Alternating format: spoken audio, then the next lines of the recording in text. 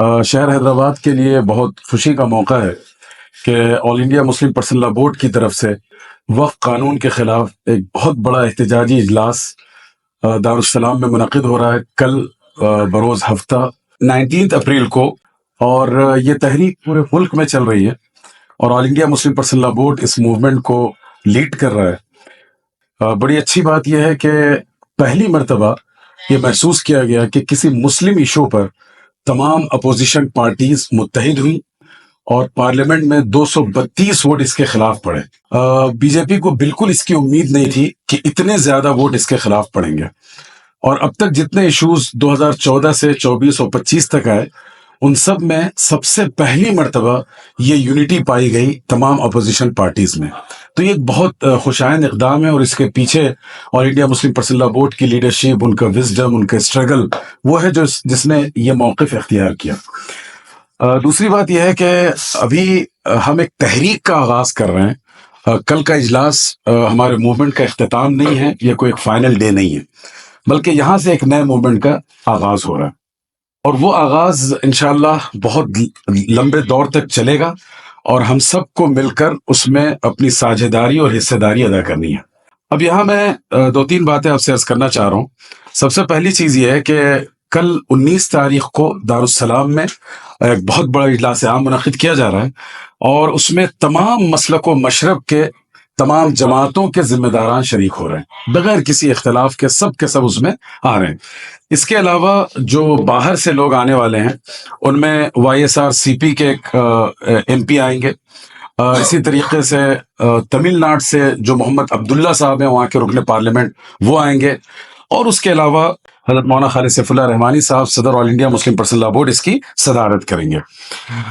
اب تیسری بات آپ سے جو کہنی ہے وہ یہ ہے کہ بورڈ کے جو ممبرس ہیں تلنگانہ سے، ان کی 2-3 میٹنگز ہوئی، اور اس میں پورے ڈسٹرکٹ سے جو نمائندہ لوگ ہیں تلنگانہ کے 33 ڈسٹرکٹ سے، ان کو بلایا گیا، بلا کر ان سے مشاورت کی گئی کہ کس طرح ہمیں پروٹیسٹ کرنا چاہیے اس کے خلاف۔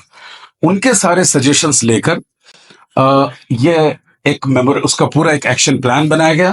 اب اس ایکشن پلان کے مطابق اپریل میں 2 بڑے اہم پروگرام ہونے جا رہے ہیں، اور یہ میسج آپ کے ذریعے سے ماس لیول پر پہنچنا چاہیے۔ پہلا پروگرام ہے 19 اپریل کو، ہفتے کے دن بعد نماز مغرب، جو آپ کو دارالسلام میں ہے۔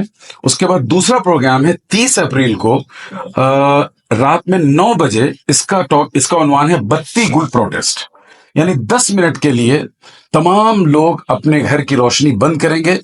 ڈیموکریٹک سسٹم میں اس طرح کے پروٹیسٹ کی بڑی اہمیت ہوتی ہے۔ یہ گویا احتجاج ہے، اس بات کا اظہار ہے کہ ہم نالاں ہیں، آپ کے اس فیصلے سے ناراض ہیں۔ تو یہ جو گورنمنٹ بار بار کہہ رہی ہے کہ مسلمان ہمارے ساتھ ہیں، یہ ایک جھوٹ ہے، فریب ہے، اور اس کا ثبوت اس طرح عوام اپنے بتی گل کے ذریعے پیش کرے گی۔ دوسرا جو 18 مئی کو تیسری ایکٹیویٹی ہے، وہ ہے راؤنڈ ٹیبل میٹنگ۔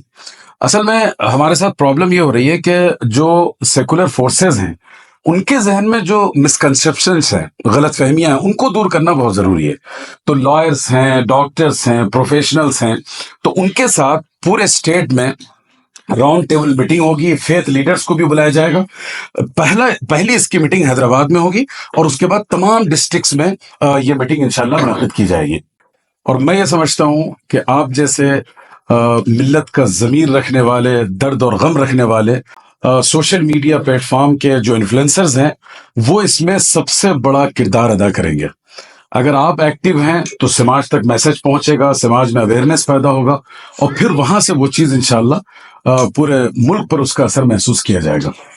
چونکہ مودی گورنمنٹ یہ تاثر دینے کی کوشش کر رہی ہے کہ خواتین اس فیصلے سے بہت خوش ہیں، اس قانون سے، تو حقیقت میں یہ جھوٹ اور فریب ہے۔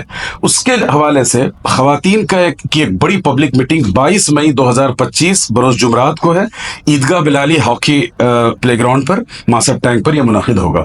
اس میں اسپیکرز خواتین بھی ہوں گی، کچھ میل ممبرز بھی ہوں گے، اور کئی ہزار خواتین انشاءاللہ پورے شہر سے اس میں نمائندگی کریں گے۔ اس کے بعد 5ویں ایکٹیویٹی ہے جو ہیومن چین کے نام سے پرسنل لا بورڈ نے انٹروڈیوس کی ہے۔ یہ جو ہے بعد نماز ظہر 2 بجے تک 2:30 بجے، آدھے گھنٹے کا یہ ڈیوریشن ہے۔ شہر کے مختلف روٹس میں اس کو اسپیسیفائی کر دیا گیا ہے۔ جو شہر حیدرآباد میں بارکس سے لے کے نیا پل تک کنٹینیو ہیومن چین ہوگی۔ اس چین میں مرد، خواتین، بچے، بوڑھے، بزرگ سب آئیں گے، اور جو مرد حضرات ہیں وہ اپنی خواتین کو لائیں اور اپنے پروٹیکشن میں رکھیں ان کو، ٹھیک ہے۔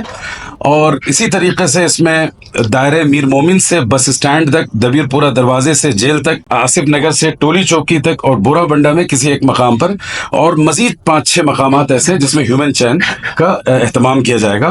تو گویا بورڈ کی طرف سے 7-8 جگہ ایسی فکس کی گئی ہیں جہاں پر ہیومن چین ہوگی، اور یہ کئی کلومیٹر لمبی ہیومن چین ہوگی، آدھے گھنٹے کا یہ پروسیس رہے گا۔ اس کے بعد ایک اور جو ایکٹیویٹی ہمارے پاس وہ ہے احتجاجی دھرنا، جو 1 جون 2025 کو انشاءاللہ شہر حیدرآباد میں پوری ریاست سے نمائندہ لوگ آئیں گے، اور حیدرآباد میں یہ دھرنا رکھا جائے گا۔ اور اس میں خواتین کے لیے دھرنے کا جو مقام ہے وہ NTR اسٹیڈیم ہوگا، ٹھیک ہے۔ اور دھرنا اندرا پارک میں جو دھرنا چوک ہے وہاں 3 بجے سے 5 بجے تک یہ دھرنا رہے گا، اور اضلاع سے لوگ انشاءاللہ اس میں شرکت کریں گے۔ جو ڈسٹرکٹس ہیں وہاں دھرنا کب ہوگا اس کی تاریخیں ابھی بعد میں اعلان کی جائیں گی۔ تو جو سب سے پہلا گرینڈ دھرنا ہوگا وہ حیدرآباد میں ہوگا، اس کے بعد پھر انشاءاللہ ڈسٹرکٹ لیول پر جائیں گے۔ اس کے بعد 7ویں ایکٹیویٹی ہے وہ ہے پبلک میٹنگز، بڑے بڑے عوامی جلسے۔